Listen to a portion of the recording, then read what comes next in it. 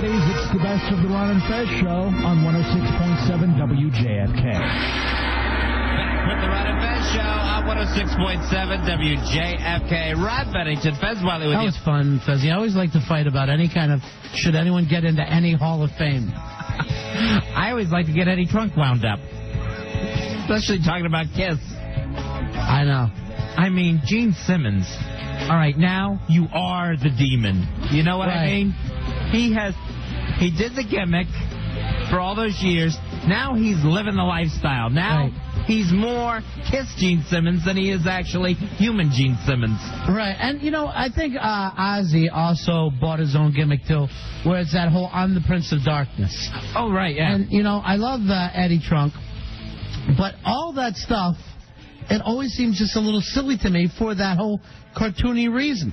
Oh, yeah, exactly. When someone starts... One thing is, if you're going to do your stage act, like a Rob Zombie. Right. You know, he's doing a stage act, but when you have to live it at home, too... And they all do it. Every single one of them. Right. They go home and they try to turn it into a Gothic castle. And it's nothing but skulls and skeletons everywhere. Or, and I'll tell you another guy, that Ian Anderson from Jethro Tull, his house turned out like he lived in medieval times. Okay. Because that's who he wants to be. Right. You have to dress that way, so now you have to live that way. There's a guy who bought his own gimmick. That's always interesting. When someone does something for a living, that's how they perform, that's how they make their career, and yet, oh my gosh, they start taking it home, and they actually become a parody of themselves doing it. It's, you know, I wouldn't even say it's just rock stars, because like actors like Vincent Price did the same thing. Oh, yeah, Vincent Price. He did some scary movies, and I think they always said he really didn't, if you look at his career, didn't do that many scary horror films to get the reputation as the master of horror. But now do you even think of him as anything else? Christopher Lee, he was another guy. He suddenly has to become Mr. Horror all of a sudden. Exactly. Here's one that I love. Bought the gimmick completely. Larry Hagman on Dallas. Now you still can't see him without the J.R. Ewing cowboy hat on. I know, and he's got the Texas angle going. You know, he's a big old, I'll tell you what, boy. I'm like, you weren't acting like that on Genie, and you lived in Malibu all this time. Where's Big Texas come from? Now you have a cowboy hat and a drawl. Right. You bought your gimmick, is what happened. It's always funny when people do that kind of stuff. It's very funny when people become actually what they portray. Hey, we don't live far from Grandpa Munster. Right. And Grandpa Munster is Grandpa all the time. That actually, everybody calls him Grandpa. We go to the same diner as him. And he comes in and he's... You know, he's still Grandpa. Yeah, and everyone calls him that, like you said. Yeah. He's Grandpa now 24 hours a day. And here's another guy who bought his own gimmick, Trent Reznor. Now he's got to live in a funeral home. Sure. Now everything's got to be weird for me, you know. I'm in New Orleans because it's Kiss of the Vampire country. Right. Anne Rice does that. Anne Rice lives right down the street from Trent. Exactly. They both are interviewed for the vampire. Both of them, I don't even wake up till night. Now, some of them, it's kind of cute, like Clayton Moore. You remember who he was? Yeah, that was Lone Ranger, right? The Lone Ranger actually went to court so he could keep wearing the mask long after he retired into his old age. And I think, you know, any of these guys that actually want to end up solving crimes after being a cop. Right. They'll do that. Clayton Moore, the Lone Ranger, Batman, Adam West. Adam West never stopped being Batman. Always kept wearing the suit long after it looked good on him. I'll tell you who's a new guy like that, John Walsh. He fell into this thing because something horrible happened in his family. And now he is only talking about catching criminals 24 hours a day. He's almost like a real-life Batman. Like he can't stop being the avenging crusader. Exactly, like he swore an oath, just like Bruce Wayne. Right. And he is just out there constantly trying to catch the criminals. I think someone like Martha Stewart, you know, started her career, you know, with the housekeeping and the house living, the good life stuff that she did. Right. Now she has to be that perfect host all the time. Yeah, and everything has to be homemade. Everything has to be perfect. And that's why people turned on her. They act like, how about you just buy one glass instead of blowing it at your home? You know what I mean? You're suddenly in your garage. Here, I'm making my own wine glasses. Hey, how about we just go out and buy some wine glasses? I know. You don't have to be the perfect host. You don't have to garden and be able to cook and decorate and make curtains. All right, JJ on line 1. JJ, how you doing there, buddy? Hey, JJ. Hey, Ron and Fez. What about Donna Douglas, who played Ellie Mae on the Beverly Hillbillies? She pretty much just became Ellie Mae, and she goes on the religious shows. Uh-huh. And she's basically Donna Ellie Mae Douglas. Right. Thanks, Jay. That's perfect, because she'll still wear her hair the exact same way. And she's 60. Yeah, and she still has her critters with her. And dungarees. She'll go on a show carrying a pig. And you're like, okay, Donna, you're at the point now you ought to come out here as Granny, because it would fit you better. Donna Granny Douglas. Eddie Albert from Green Acres, basically the same show as Hillbillies, same thing. Now he's nothing but about farming, and he always does those agriculture PSAs. Is that right? Yeah. He's totally, I'm sure he's showing up at these Farm Aid concerts. I had to just admit to you, I didn't know he was still alive. Yeah, Eddie Albert's still alive. Probably not doing as much PSA work as he used to, but he became a total farmer. Spokesman for the farmers. Exactly. And, here's the thing on TV, you're a really bad farmer. I don't know if you should be speaking for him. Right, that's true. Pete, you're on the Ron and Fez show. How you doing there, buddy? Hey, Pete.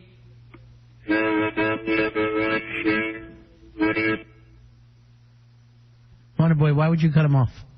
Why'd you cut off Pete? I'm sorry, I thought his phone was messed up.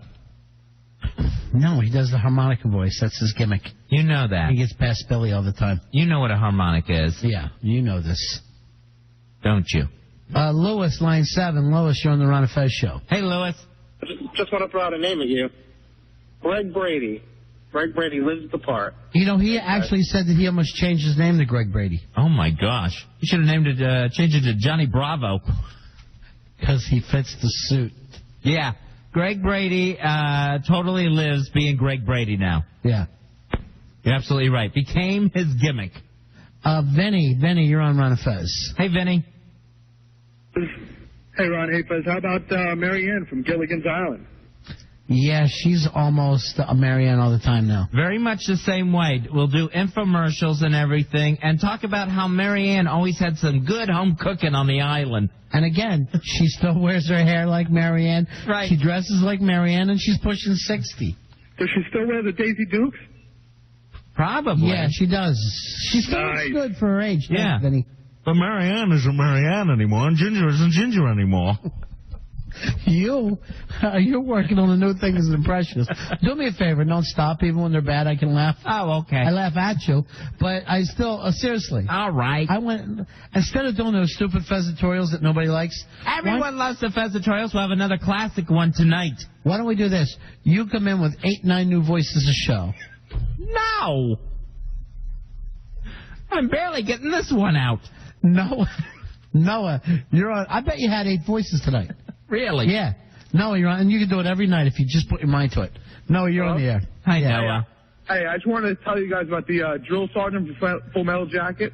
Now he's got his own show on History Channel. Right, yeah. And he was a real drill sergeant who played one in the movies, and now he's a guy pretending to be a drill sergeant wherever he goes. And he's got his crew cut. Right. Still, to this day. Thanks, Noah.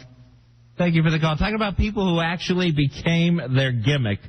Poor Jim Varney. The guy. Oh, yeah, Jim Varney. You know what I mean, Vern? Yeah. Ernest. Ernest Goes to Camp. That's who it is. Yeah. Ernest T. Bass. That was different Ernest. Yeah. All I know is Ernest. But Ernest was just his whole name. I think so. Yeah. So that guy, he was wearing the vest and the cap, and to the day he died. And they said that was a guy who was a great actor. Did Shakespeare and everything. Also, he could sing. He could do all kinds of... He was like you. He's an impressionist. I'm not an impressionist. He could do all kinds of voices. But like you, he was lazy and he peaked early. And I'll tell you the thing... I'm not lazy and I haven't peaked. And, people forget, but the first time you saw that, you know what I mean, thing, when he was doing the commercials, you were cracking up. Right. But when he wouldn't stop for 30 years, then you started to get mad at him. And then the movie started coming out on videotape. You know he did like 8 of those? Yeah. Ernest goes to the, gets an STD. Yeah, Ernest does everything. Right. Ernest goes to rehab. Al, line 3, you're on Manifest. How you doing, buddy? Hey, Al. Buddy. Buddy. One big ass 13696. Hooah! There's your hooah. Hey, what about Hulk Hogan, brother? Oh, God. Oh, yeah. A lot of those wrestlers get into that. Hulk Hogan, man, you see him in a restaurant or in a mall, it looks like he's on his way to the ring. He's in the spandex and the boots and the weight belt. Yeah. Why do you need a weight belt to go to Sears? Thanks, Al. We used to live near Hulk Hogan. Actually, in Florida, for some reason, almost all the wrestlers live. And I actually live down the street from him. Hogan, you'd be in a sushi place. He would come in with a tearaway shirt on. Mm-hmm. And he would have the headband on. And he was Hulk Hogan all the time. And he would always come over to kids, remember to say your prayers, eat your vitamins. And you're like, okay, Terry. I know, the giant bandana was on. He would either show up on the Harley or in that red and yellow Hulka Viper. Remember he used to drive around town in that thing? Yeah, and I'd also see him... Hulkmobile. I'd also see him drive up on the beach in a jet ski. And it was kind of like a superhero coming in. Yeah, that guy totally became his gimmick. Yeah. Right into it. Other wrestlers, Stone Cold just went through the same thing. Oh, yeah. Yeah, he thinks he is the Texas Rattlesnake and can stun his wife when he wants to. And then Bret Hart, he became bitter because everyone wouldn't treat him like he was a hero in real life. He didn't understand why the world turned on their hero, Bret Hart. And he still talks about being an athlete who has done so much and the most famous Canadian. And you're like, Bret, come on, you played a character. Exactly. You were the hitman. And it's like, you might have been an athlete, but you weren't really winning a championship, all right? And they will always say, the toughest match of my life, and I was always so happy to come out. Like you already said that it's played. Right. Now we can't go back and forth. I understand when you're in the ring, we're supposed to believe it, but not now. Or not in your newspaper article in Calgary, Alberta, Canada. I read that thing online, too. He doesn't understand why people don't think he's still a superhero. And then, ever notice that he will go around and compare himself with, like, Gordie Howe or Johnny Unitas? You know what I mean? Like, they're all in it together, Right, yeah. Like they're all in the sports Mount Olympus together. And you have to say to them, yeah, but those guys actually won real games. It would be like Michael Keaton going out and saying, after all I've done for Gotham City, this is what you do to me. After I saved you people from the Joker and Smilex, this is how I get treated. Some of those SOBs. Some of those actors will get that way. I'll tell you who did it. Steven Seagal got it in his head that not only was he like this tough guy, now he became the Dalai Lama somehow. Yeah, exactly. Now he's very spiritual, but yet a badass. Right. And then he said, he says that he is the reincarnation of somebody, okay? Oh, my gosh. So now he's saying, I can no longer do movies with guns. Well, what else are we going to do with you? I know. We're not going to watch you in Sleepless in Seattle. Right. In any sort of romantic comedy. You end up hurting that little boy that you're supposed to be taking care of. And start wearing American clothes again. You look ridiculous in those pajamas. If you're going to dress like that, move there. Move there and be one of them. Where it's less noticeable. It's less noticeable to us, more noticeable to them. He dresses like the Dalai Lama and he lives on Staten Island. You got to do one or the other. You got to move over there and climb your ass up a mountain, or you got to put on a pair of trousers. Steven Seagal, you're making an ass out of yourself, and that's the nicest way we could say it. It's easy. It's easy to say. You're an easy target. We all know it. But it still doesn't mean it's not true. Because it is true. 877-692-1027 for New York. 866-277-4969. First show. How you doing there, buddy? Hey, Chipper. Hey, guys. Bye. This is Chip, Hey. not Chipper. Yeah. Chipper's fine. Yeah, okay. See? You got me. I'm sorry. How about Mr. T? All right, here's something Mr. T has got to learn. You don't wear all that stupid stuff off the set. You know, you wear it in your show, fine. But when you get up in the morning and you put on 600-700 necklaces, it's a mistake. It's stupid. And at this point, here's the thing. Start to evolve a little. Now you're a man who's pushing 60, and you're still telling us all to pity you. Or pity the fool. Your trademark is stupidity. Your trademark is stupidity. He needs work. He's looking for work. He does. And get rid of the mohawk. Your trademark's your stupidity. What ass face would walk around with a mohawk? Wonder Boy. Oh, yeah. Wonder Boy, are you doing a whole Mr. T thing? No, because he had his sides grown in, and I only have the top part. All right, you got to grow the sides in now. What do you mean the sides in? Well, Mr. T has a mohawk, and yet he also has his side fringe. I didn't even notice this. Yeah. But now that you come to think of it, yeah, it is some kind of crazy helmet he has on his head. Nice Roman helmet he's sporting. Your trademark is stupidity. All right, T. Your trademark is stupidity.